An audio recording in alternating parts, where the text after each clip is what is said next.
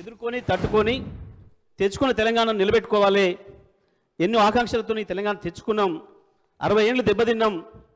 60 ఏళ్ళు నష్టపోయిన దాన్ని ఎంత వీలైతే అంత తొందరగా సరి చేసుకోవాలన్న ఉద్దేశంతో అవాళ కేసీఆర్ గారు ఈ చర్యలన్నీ తీసుకున్న విషయం మనకందరూ కూడా తెలుసు అధ్యక్ష. అధ్యక్ష, ఇక అప్పుల విషయానికి వస్తే ఒక మన రాష్ట్రంలో అప్పులు చేసినట్టు భారతదేశంలో ఇంకెవరు చేయనట్టు, ఏ డిస్ట్రిబ్యూషన్ కంపెనీలు ఏ కంపెనీలు చేయనట్టుగా చాలా విచిత్రమైన వాదన తీసుకొస్తున్నారు అధ్యక్ష. అధ్యక్ష, ఇవాళ మనం చేసిన పని ఈ దేశంలోనే మొత్తం రాష్ట్రాలకు ఆదర్శంగా నిలబడే పద్ధతుల్లో మన ముఖ్యమంత్రి గారు తీసుకున్న చర్యలు అధ్యక్ష. ఇవాళ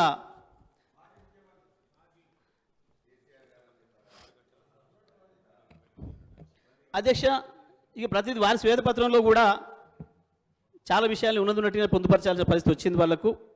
ఆ రోజు స్పష్టంగా చెప్పారు, అగ్రికల్చర్కు యావరేజ్ సప్లై 6 గంటలు ఇస్తున్నాం అనే విషయాన్ని వాళ్ళు స్పష్టంగా చెప్పారు.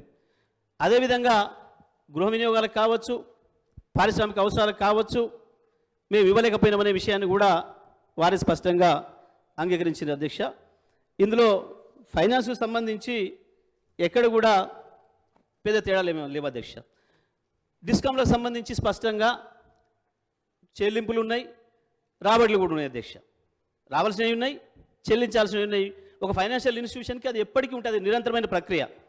అందులో ఎటువంటి అనుమానాలకి ఏం ఆస్కారం లేదు అధ్యక్ష.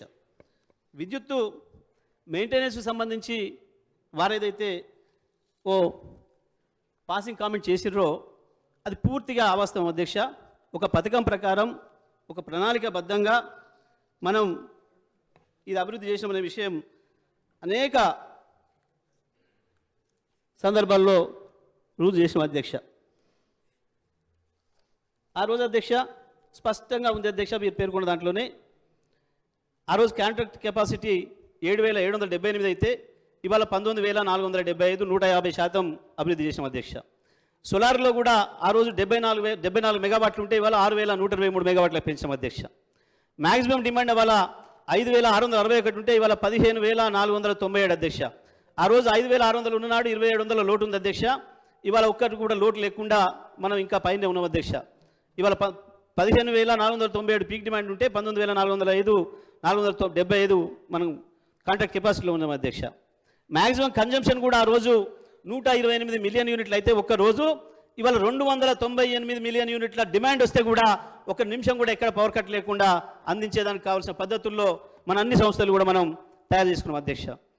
పర్ క్యాపిటల్ విషయంలో కూడా అధ్యక్ష ఆ రోజు 1,356 యూనిట్లు పర్ క్యాపిటల్ ఉంటే ఇవాళ 2,349 అంటే 73% పైగా ఇవాళ మన పర్ క్యాపిటల్ పెరిగింది అధ్యక్ష. అగ్రికల్చర్ సప్లై మనకందరికీ తెలుసు అధ్యక్ష, 6 గంటల నుంచి ఇవాళ 24 గంటలకు పెంచుకున్నాం అధ్యక్ష. ఈవెన్ కన్జ్యూమర్స్ కూడా ఆ రోజు 1,11,00,000 ఉంటే ఇవాళ 1,82,00,000 మంది కన్జ్యూమర్స్ కూడా ఒక్క నిమిషం కూడా ఎటువంటి అంతరాయం లేకుండా నాణ్యమైన విద్యుత్తును మనం అందించగలుగుతున్నాం అధ్యక్ష. ఎంప్లాయీస్కి సంబంధించి కూడా ఆ రోజు ఇవాళ 30,000 శాశ్వత ఉద్యోగులు, ఆర్టిజన్లను కూడా 22,700 మందిని మనం రెగ్యులేట్ చేసుకున్నాం అధ్యక్ష. మొత్తం కూడా ఇప్పటి వరకు మనం జగదీశ్వర్ రెడ్డి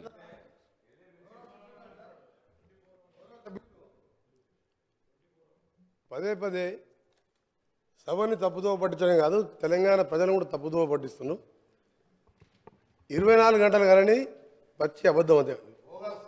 ఇది ఎక్కడైనా మీరు అడగండి, ఏ గ్రామానికైనా వెళ్దాం, ఏ సబ్స్టేషన్కైనా వెళ్దాం, లాగ్ బుక్స్ ఉంటాయి. సరే, ఇప్పుడు మధ్యలో నేను ఒకసారి బండ సోమవారం సబ్స్టేషన్ ఇన్స్పెక్షన్ చేసిన తర్వాత వాళ్ళ ఎంప్లాయీ అంటే అప్పుడున్న గవర్నమెంట్ ఎంప్లాయీ 8.5 to 12 hours మధ్య ఎక్కువ వస్తలేదు సార్, గత 10 సంవత్సరాలు ఇదే వస్తుందని చెప్పి లాగ్ బుక్ నాకు ఇస్తే మొత్తం చెక్ చేసి ఆయన స్టేట్మెంట్ కూడా రికార్డ్ చేయించిన. చేయించిన తర్వాత 4 గంటలు, నేను 1 గంటలకు చెక్ చేపిస్తే 5 వరకల్లా తెలంగాణ స్టేట్లో ఉన్న సబ్స్టేషన్లో ఉన్న అన్ని లాగ్ బుక్స్ హైదరాబాద్కి వచ్చినాయి.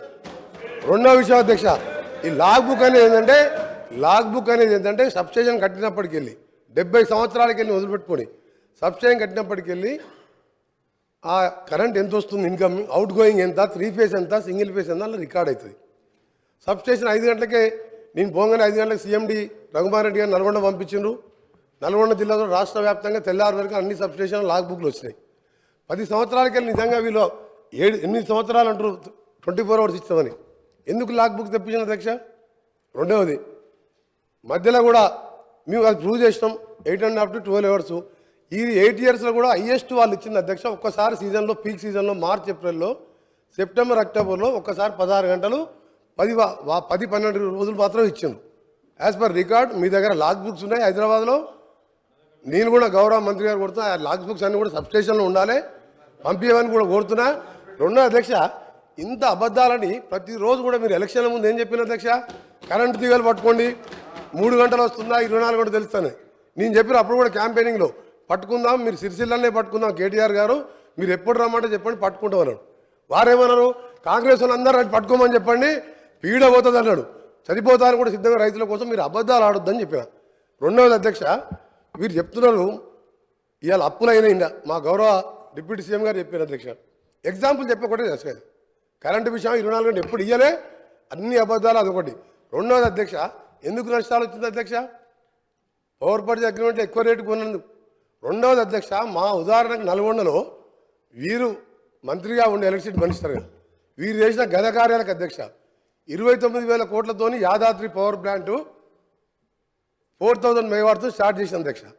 9 సంవత్సరాలు స్టార్ట్ అయ్యి 29,000 కోట్లతోని